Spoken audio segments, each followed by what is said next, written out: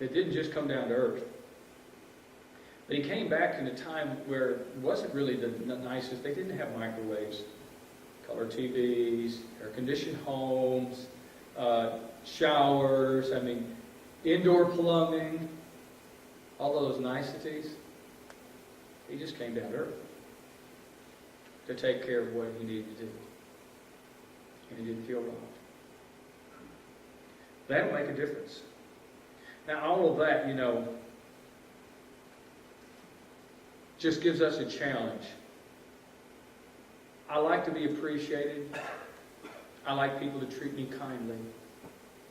But it's going to be, the challenge is, I'm going to do that better than I like to be treated. So I'm just going to really have to do a lot. More than what I really do. But it'll work. It just blows people's mind.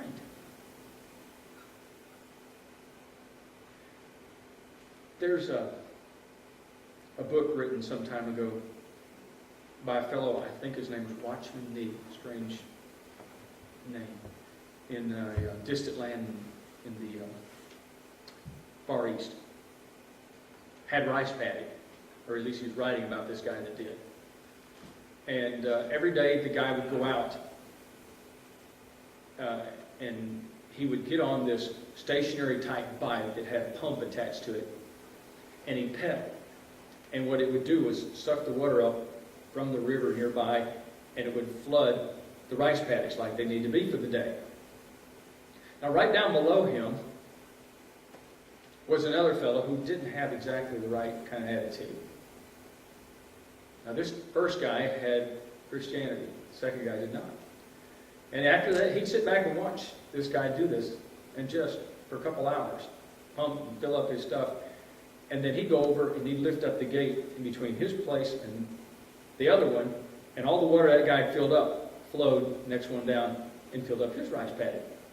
He'd drop the door back down and he'd walk away. And he sat there watching that happen every time. So, this is what the Christian decided to do.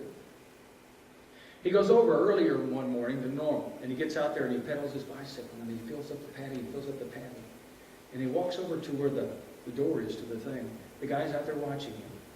He reaches down and he picks up the door, lifts it up, and all the water flows down and does his paddy. Drops it back down, he goes back on his bicycle, and he pedals again. And he's going to fill his up now.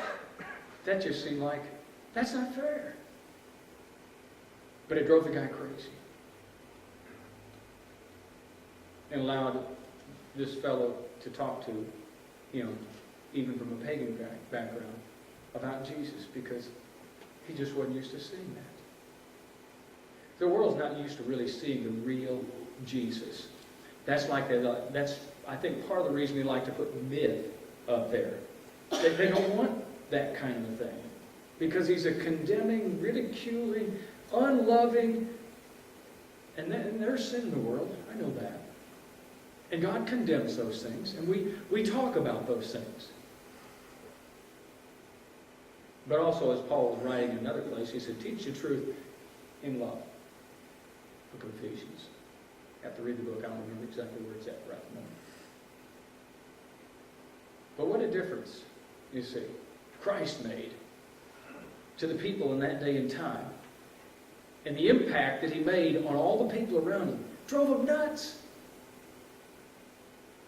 And the worst ones, the worst sinners, because they felt comfortable, could approach him. And even the ones on the cross, one had salvation because of the kindness of Jesus.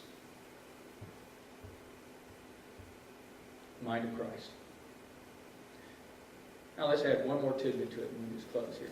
And that is, if you really capture that, you feel like you've got control over what's going on. The rest of the world out there is not really causing you to behave a certain way. You're living like Jesus lived regardless of what's going on out there. And that feels good.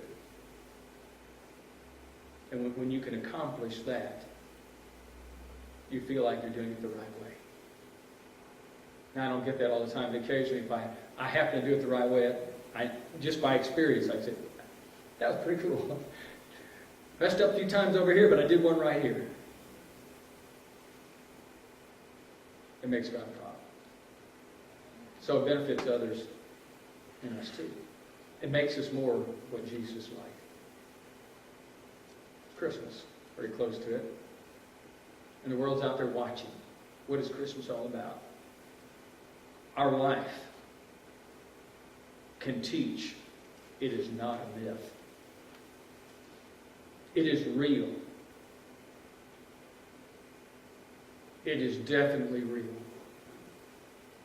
And I'll live it. And I'll die it. And I'll do it smiling, regardless of how the world treats me. And that, in essence, is what Jesus wants us to do. So we close the lesson tonight.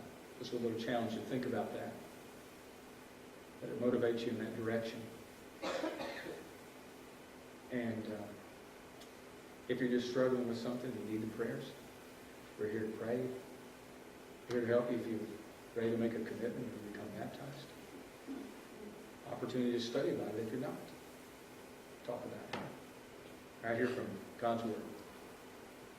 Best thing we could ever have. Our friend. So we're singing a song to encourage anybody that needs to come forward. While we sing, please go. Years of humanity.